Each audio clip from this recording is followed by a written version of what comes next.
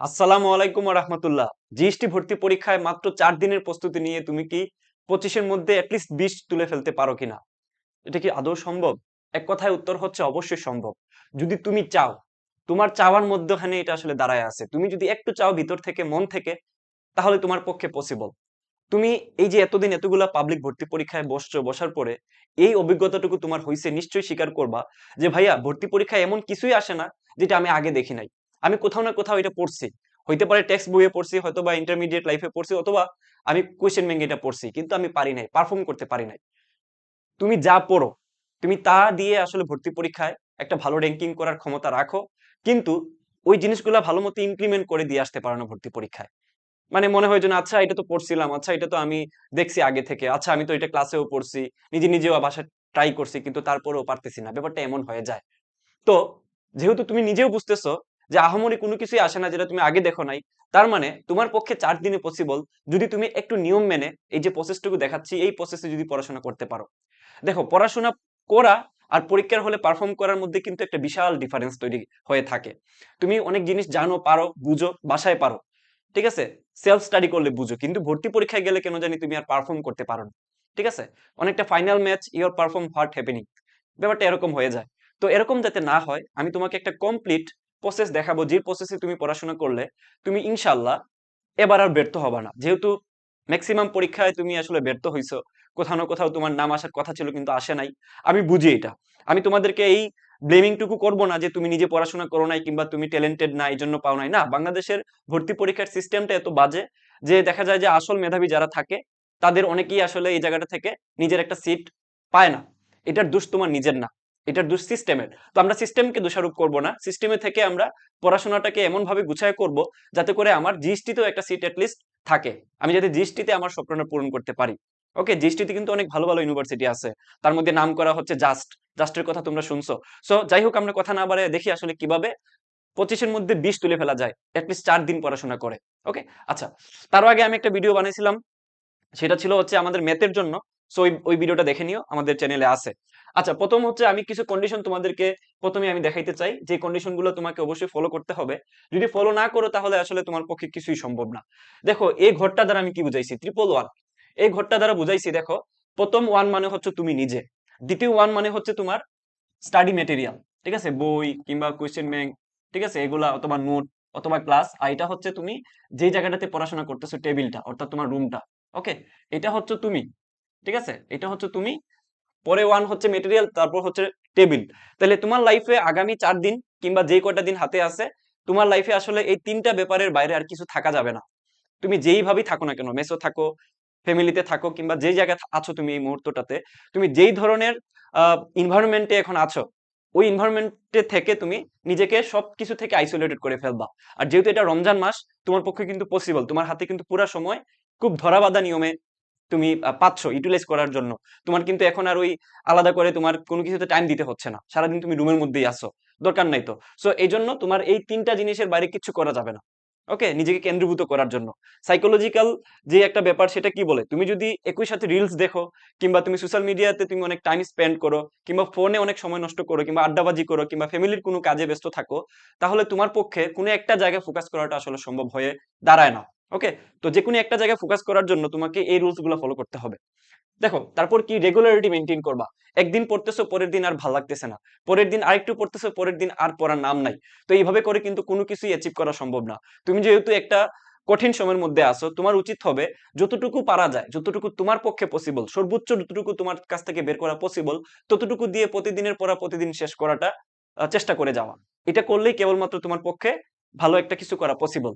তোমার হাতে কিন্তু খুব একটা সময় নাই, ঠিক আছে, এপ্রিলের 10 তারিখের দিকে হচ্ছে পরীক্ষা।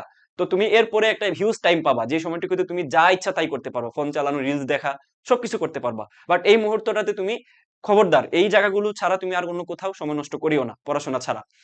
এরপরে দেখো, ডেইলি 3 ঘন্টা করে, এটা সব ক্ষেত্রে সেম ইউনিভার্সাল, তুমি যেই সাবজেক্টই পড়ো না কেন প্রতিদিন অ্যাটলিস্ট 3 ঘন্টা করে দেওয়ার চেষ্টা করবা। 3 ঘন্টার বাইরে দিলে যেটা হবে, তুমি একটা চ্যাপ্টার পড়বা, বেসিক গুলা পড়বা, থিওরি গুলা পড়বা, পরে যায় দেখবা যে তুমি এগুলো আবার রিক্যাপ করতে পারতেছো না, কিংবা প্রশ্ন ব্যাংক সলভ করার সময়টুকু পাচ্ছ না, কিংবা কোনো একটা ক্লাস করার সময়টুকু পাচ্ছ না। তো এটা করা যাবে না, তোমাকে একটা ফুললি একটা কি বলা যায় রিওয়ার্ড সিস্টেমের মতো স্যাটিসফাইড হয়ে তারপর পড়াশোনা থেকে উঠতে হবে যে আচ্ছা আমি আজকে ফিজিক্সের অথবা ম্যাথের এই চ্যাপ্টারটা খুব ভালো মতো শেষ করছি।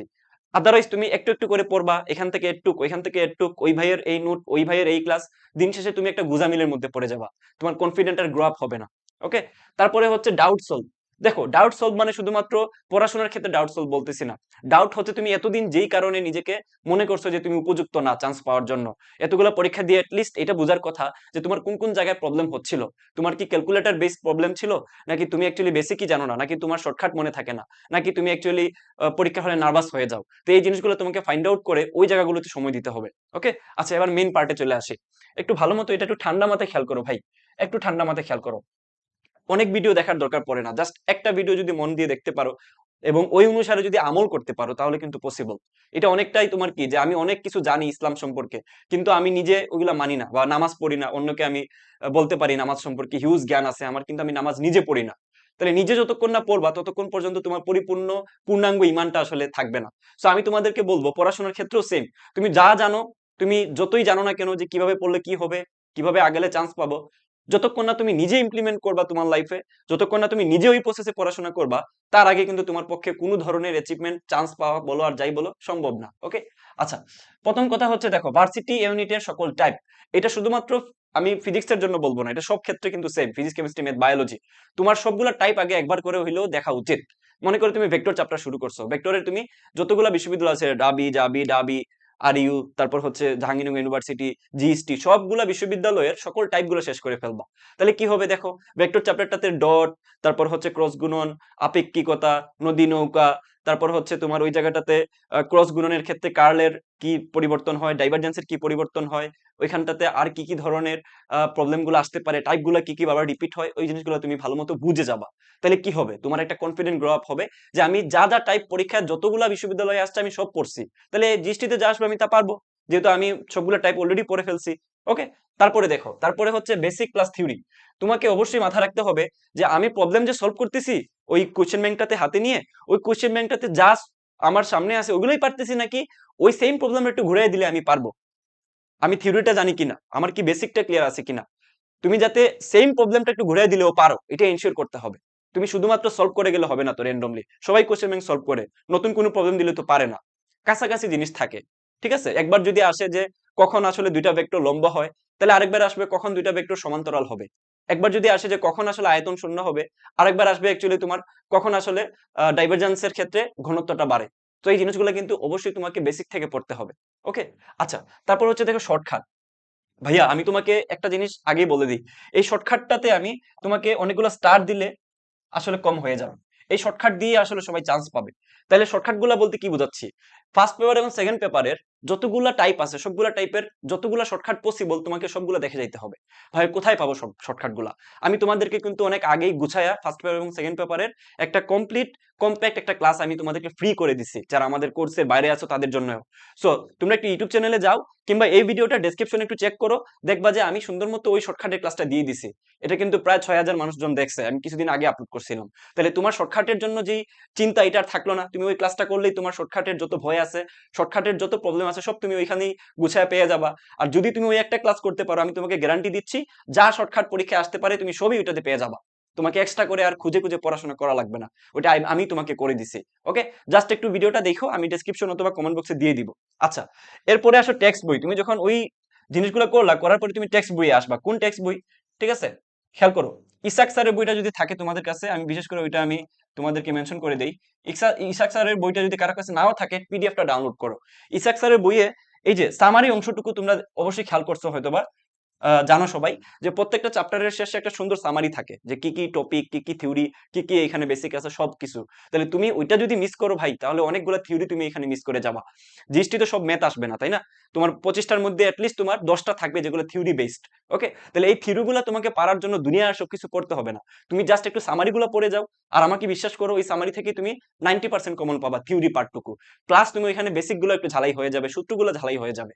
ঠিক আছে, এটা একটা শেষ মুহূর্তের রিভিশন মেটেরিয়াল হিসেবে কাজ করবে, মিস করা যাবে না। তারপর হচ্ছে এক্সাম্পল, যদি এই কাজগুলো করার পরে তোমাদের হাতে সময় থাকে, এই যে এই জিনিসগুলো করার পরে তারপরে তুমি এক্সাম্পল গুলো একটু ভালো মতো দেখতে পারো। এবার একদল আসো যে ভাই আপনি যে এত কিছু প্রসেস বললেন আমি এত কিছু বুঝি না ভাই, আমি চাচ্ছি যে এই সবগুলার আলুকে কিংবা সবগুলা জিনিস কম্বাইন করে একটা কম্প্যাক্ট কোর্স কিংবা একটা ক্লাস, তখন আমি কি করব? আমি তোমাকে সাজেস্ট করব, এই যে দেখো আমাদের এই জিএসটির জন্য 35টার উপরে ক্লাস আছে আমাদের, এবং প্রত্যেকটা ক্লাস হচ্ছে 1.5 ঘন্টা কইরা। এবং আমি কি করছি ওই জায়গাটাতে, বা আমাদের টিচারগণ কি করছেন এখানে, যে যতগুলা টাইপ পরীক্ষার জন্য ইম্পর্টেন্ট, যতগুলা টাইপ ভার্সিটিতে আসছে এবং আসার মতো, যতগুলা টাইপে বেসিক আছে এবং শর্টকাট গুলো আছে, যতগুলা টাইপে তোমার অ্যাকচুয়ালি ক্যালকুলেটর ছাড়া সলভ করার মতো হ্যান্ড ক্যালকুলেশন আছে, ওই সবগুলা টাইপ এই ক্লাসের ভিতরে কেন্দ্রীভূত করা হয়েছে। তো তুমি যদি ওই ক্লাসগুলো একটু করতে পারো, তাহলে যেটা হবে, তোমাকে কষ্ট করে এই প্রসেসগুলো করা লাগবে না, তুমি জাস্ট প্র্যাকটিস করে যাবা, বাকি কাজটুকু ক্লাসগুলো করে দিবে। তুমি যদি একটু ধৈর্য ধরে ক্লাসগুলো করতে পারো, তাহলে তোমাকে আমি ওয়েলকাম জানাচ্ছি আমাদের ক্লাসটাতে। এই যে তোমাদের একজন ভাই যেহেতু থার্ড হয়েছে আমাদের আগের বেস থেকে, তো থার্ড র্যাঙ্ক করা কিন্তু কম না ভাই, থার্ড র্যাঙ্ক করা কিন্তু কম না, আমি তোমাদেরকে বারবারই বলতেছি। তো যেহেতু আমরা শেষ মুহূর্তে ক্র্যাশ কোর্স দিয়েই আসলে খেলাটা শুরু করি, সো যারা শেষ মুহূর্তটাতে আমাদের ক্লাসগুলো করবা, তারাই আসলে একটা ভালো বেনিফিট পাবা। কি কি বেনিফিট পাবা, এই যে আমি লিখে দিছি এই জায়গাতে খেয়াল করো, 90% টাইপ কমন পাবা। এই জিনিসটা আমি কিভাবে বলতে পারতেছি ভাই, আপনি কিভাবে জানলেন 90% কমন আসবে? দেখো, এটা সবাই বলতে পারবে, কেন? কারণ আমি কোয়েশ্চেনটা অ্যানালাইসিস করে দিছি, এবং কোয়েশ্চেনের বাইরে যেহেতু টিচাররা ম্যাক্সিমাম কোয়েশ্চেন করেন না, তাহলে তুমি শিওর থাকো তুমি এই ক্লাসগুলো করতেছো মানে সবগুলো টাইপ তোমার শেষ হয়ে যাচ্ছে। ওকে। এবং আমরা এক্সট্রা এখানে আসলে দেখা গেছে কি, যে এক্সট্রা কিছু ক্লাস এড করে দিছি, গত বছরের ক্লাস এড করে দিছি, সো তুমি চাইলে ওই ক্লাসগুলো করতে পারো। ঠিক আছে, ক্লাসগুলো কিন্তু খুব ভালো মতো সুন্দর মতো গুছানো আছে। আর আমরা এখানে কিন্তু প্রতিনিয়ত সাজেশন দিচ্ছি, যেমন একটা ভিডিও অলরেডি আমাদের ম্যাথের জন্য বা বিগত বছরগুলোতে কোন কোন জায়গা থেকে কি কি কোয়েশ্চেন আসছে, এবং শর্ট সিলেবাসের বাইরে সব থেকে ইম্পর্টেন্ট পার্ট, শর্ট সিলেবাসের বাইরে ফুল সিলেবাস তো তোমরা পড়ো নাই, ফুল সিলেবাসের কোন কোন টাইপ আসলে পরীক্ষার জন্য ইম্পর্টেন্ট, ওটা কিন্তু আমরা গুছাচ্ছি। আমরা কিছুদিন পরে আপলোড করব আমাদের পেড ক্লাসটাতে, সো তোমরা ভর্তি হলে এটা পেয়ে যাবা। তাহলে দেখো ভাইয়া, এই জায়গাটাতে আসলে ভর্তি হইতে আমাকে কি করা লাগবে? দেখো, তোমাকে গুনতে হবে মাত্র 400 টাকা, যেটা বাজারের সব থেকে কম মূল্যের একটা কোর্স। যে কোনো কোর্স তুমি ভর্তি হও, যে কোনো একটা সাবজেক্টে 400 টাকা করে নিচ্ছে।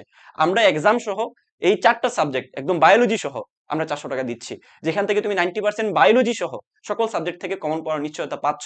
ইনশাল্লাহ, ইনশাল্লাহ এটা আমরা বলতে পারি, যেহেতু গত বেসগুলোতে সেম লেগেসিটা ছিল, তোমাদের সময় থাকবে।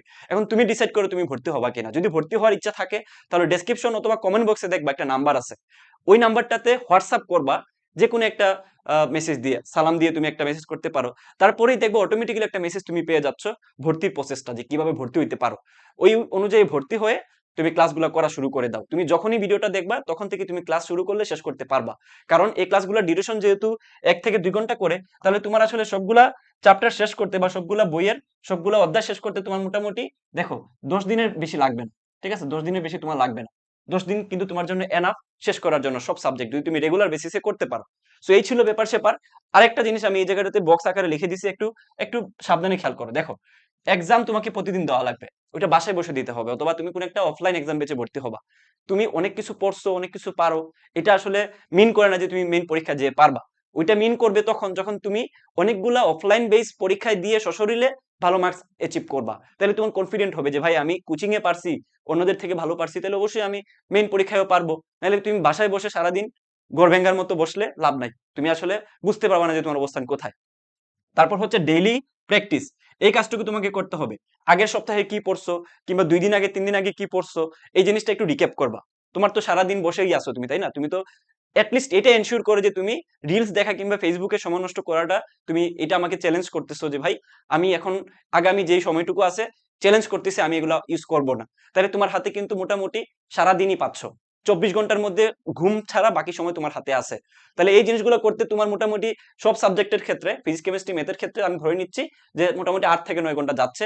বাকি সময়টুকু তুমি কিন্তু এই জায়গাগুলোতে ভালো মতো অ্যাপ্লাই করতে পারবা। নিজের উইকনেস, এক্সাম দেওয়া, প্র্যাকটিস করা, আবার কোশ্চেন ব্যাংক সলভ করা, আবার ক্লাস দেখা, আবার এক্সাম দেওয়া, আবার প্র্যাকটিস করা। সো এই জিনিসগুলো যত বেশি করতে থাকবা, তত বেশি তুমি কিন্তু পরীক্ষার জন্য প্রস্তুতি সম্পন্ন করতেছো, এবং তুমি তত বেশি পরীক্ষায় পারফর্ম করার দিকে এগিয়ে যাচ্ছ।